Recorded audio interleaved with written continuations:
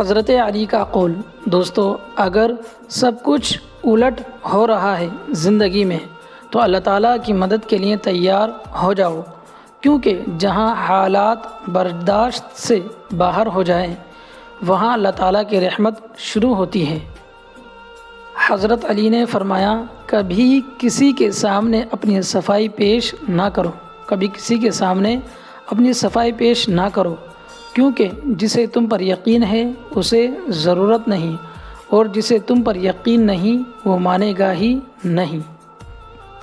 کوئی انسان کتنا ہی گنہگار کیوں نہ ہو، اللہ تعالیٰ اس کے لیے دعا کا وسیلہ، توبہ کا راستہ اور رزق کا دروازہ کبھی بند نہیں کرتا۔ زندگی میں دو لوگوں کو کبھی مت بھولنا: ایک باپ جو اولاد کی خوشی کے لیے سب کچھ لٹا دیتا ہے، ایک ماں جو ہر تکلیف میں آپ کا ساتھ دیتی ہے۔ دوستو، تمہاری تقدیر اتنی دفعہ بدلتی ہے جتنی دفعہ تم اللہ تعالیٰ کے آگے ہاتھ پھیلاتے ہو۔ حضرت علی نے فرمایا: اگر تم اس وقت مسکرا سکتے ہو جب تم پوری طرح ٹوٹ چکے ہو تو یقین جانو دنیا میں تمہیں کبھی کوئی نہیں توڑ سکتا۔ حسد: دوستو، بے شک اللہ تعالیٰ کی نعمتوں کے بھی کچھ دشمن ہیں۔ پوچھا گیا: یا رسول اللہ صلی اللہ علیہ وسلم، نعمتوں کے دشمن کون ہیں؟ فرمایا: یہ دشمن وہ ہے جو لوگوں سے ان نعمتوں کی پناہ پر حسد کرتے ہیں جو اللہ نے اپنے فضل سے انہیں دی ہے۔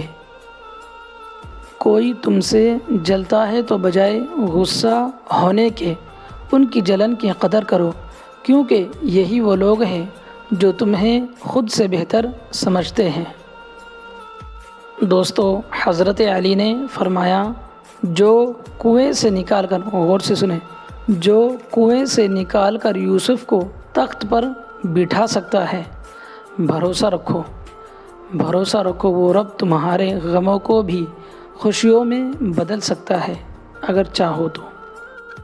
جو ہم سوچتے ہیں وہ ہوتا نہیں، جو ہم سوچتے ہیں وہ ہوتا نہیں، جو ہوتا ہے اس کا علم نہیں، اور جو ہوگا وہ بہترین ہوگا۔ دوستو، اپنی تربیت کی ذمہ داری خود اٹھاؤ یار، اور روح کو ان عادتوں سے آزاد کرو جس میں وہ گرفتار ہو چکی ہے۔ دوستو، 5 چیزوں کی 5 جگہ حفاظت کرو، 5 چیزوں کی 5 جگہ حفاظت کرو۔ نمبر 1، محفل میں زبان کی۔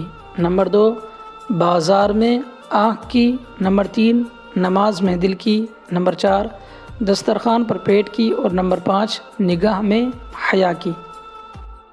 تمام تعریفیں اللہ تعالیٰ کے لیے ہیں کہ وہ جسے توڑے اسے کوئی جوڑ نہیں سکتا، اور جسے وہ جوڑے اسے سارے توڑنے والے مل کر توڑ نہیں سکتے۔ دوستو، قرآن پاک کے علاوہ اور کہیں ہدایت تلاش مت کرو، اگر ایسا کرو گے تو گمراہ ہو جاؤ گے۔ اے اللہ، غضب سے تیرے ڈرتا ہوں، رضا کی تیری خواہش ہے، نہ میں بیزار دوزخ سے، نہ میں مشتاق جنت کا۔ حضرت علی نے فرمایا: نماز چہرے کا نور ہے۔ کیا فرمایا؟ نماز چہرے کا نور ہے، اور قرآن پاک دل کا سکون ہے۔ وضو سے شکل، قرآن سے عقل، وضو سے شکل اور قرآن سے عقل، اور نماز سے نسل پاک ہوتی ہے۔ دوستو، کسی کو معمولی سمجھنا، سنیں غور سے، کسی کو معمولی سمجھنا، جب ہم کسی کو معمولی سمجھتے ہیں تو اصل میں ہم اس کی قدر کم کر رہے ہوتے ہیں، اور یہی رویہ آگے چل کر تذلیل، نظر اندازی اور ناانصافی میں بدل سکتا ہے۔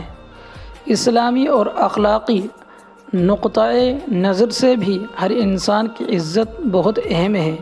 اللہ تعالیٰ نے ہر انسان کو عزت دی ہے، اس لیے کسی کو کمتر سمجھنا دراصل ایک خطرناک سوچ ہے۔ حضرت محمد صلی اللہ علیہ وسلم کا فرمانا ہے کہ کسی آدمی کے برا ہونے کے لیے یہی کافی ہے کہ وہ اپنے مسلمان بھائی کو حقیر سمجھے۔ ہاں بے شک ہر انسان کی اپنی قدر اور حیثیت ہوتی ہے۔ کسی کا مقام، دولت یا ظاہری حالت اس کی اصل قیمت نہیں۔ جو آج معمولی لگ رہا ہے کل وہی بڑا بھی ہو سکتا ہے۔ اصل عظمت یہ ہے کہ انسان دوسروں کو عزت دے، چاہے وہ کسی بھی حیثیت میں ہو۔ بے شک اللہ پاک ہم سب کو کہنے سننے زیادہ عمل کی توفیق عطا فرمائے، اور جو غلط یا کوتاہیاں ہوئی ہو پڑھنے میں انہیں معاف فرمائے، آمین ثم آمین۔ دوستو آپ سے گزارش ہے کہ نمازوں کا خاص طور سے اہتمام کریں، دعاؤں میں یاد رکھیں۔ السلام علیکم ورحمۃ اللہ وبرکاتہ۔